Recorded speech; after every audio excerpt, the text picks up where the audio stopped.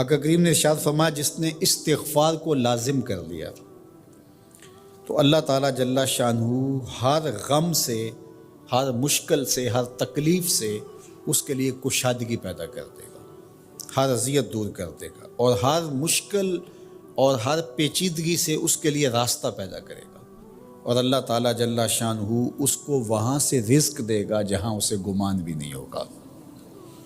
اللہ اکبر۔ حضرت انس رضی اللہ تعالیٰ عنہ سے ایک روایت سن لیجئے، کہتے ہیں کہ رسول کریم صلی اللہ علیہ وآلہ وسلم نے فرمایا کہ جس طرح تانبے کو، لوہے کو، دھاتوں کو زنگ لگتا ہے، اس طرح دلوں کو بھی زنگ لگتا ہے، اور فرمایا زنگ کو اتارنے کے لیے جو چیز بنائی گئی ہے وہ استغفار ہے۔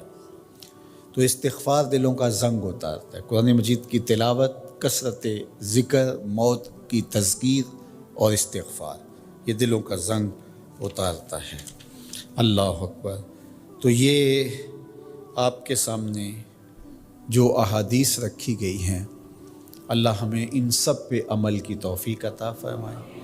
کثرت کے ساتھ لا الہ الا اللہ اپنے معمولات زندگی میں شامل کریں، یہ تجدید ایمان کا ذریعہ ہے۔ اسی طرح سبحان اللہ و بحمدہ یہ دن میں 100 مرتبہ اپنے معمولات میں شامل کر لیں۔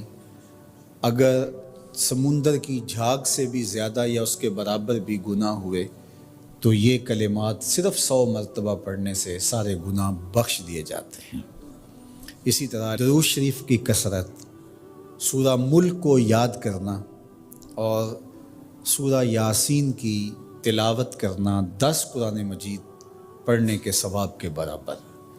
تو یہ اتنا خزانہ آج کی اس نشست میں آپ کو دے دیا گیا ہے، اللہ آپ کو جزائے خیر عطا فرمائے۔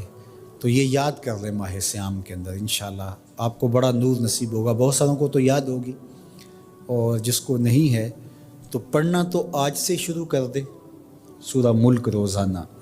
لیکن باقی حضور کی جو آرزو تھی، حضور نے ایک تمنا کی ہے، حضور کے دل میں ایک خواہش تھی کہ اگر یہ ہو جائے تو امت کے بھلے کی بات ہے، تو فائدہ تو ہمارا ہوگا، خوش حضور ہو جائیں گے۔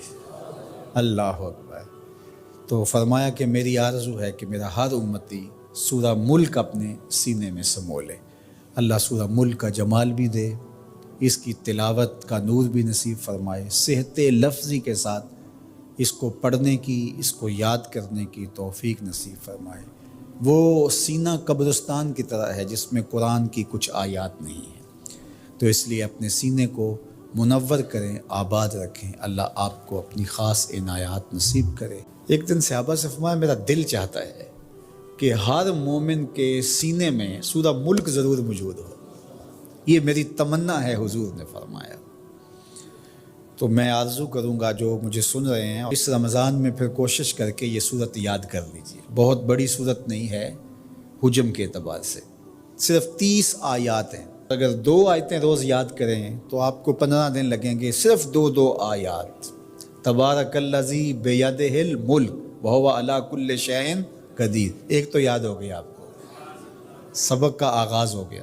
اب باقی 29 آیتیں رہ گئی ہیں، تو میں چاہوں گا کہ میرے جملہ سننے والے اور آپ جتنے لوگ موجود ہیں یہ ارادہ کریں، عزم مصمم کہ ہم نے سورہ ملک یاد کرنی ہے، اور یہ میری آرزو نہیں ہے، یہ میرے حضور کی آرزو ہے۔